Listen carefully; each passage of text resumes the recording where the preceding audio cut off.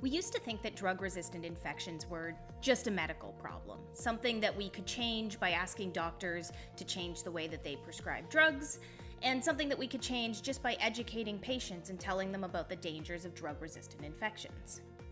As time has passed, though, and we've learned more about how antibiotics and antimicrobials are used in different ways around the world, in agriculture and aquaculture to help produce food faster, in hospitals to help prevent infections after surgery, or in places where there's too much crowding in the hospital ward, even just over the counter in places where there isn't enough access to medical care and people can't get their antibiotics directly from a prescriber.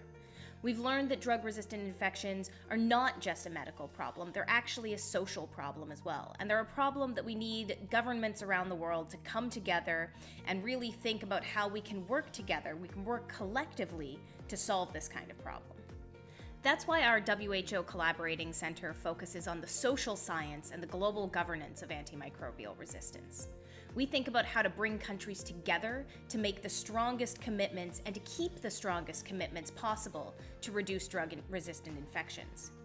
Our research involves thinking about the policies that can be used in different healthcare settings all around the world, in different food systems all around the world, that not only work to reduce drug-resistant infections, but are also equitable, that are also acceptable to the population.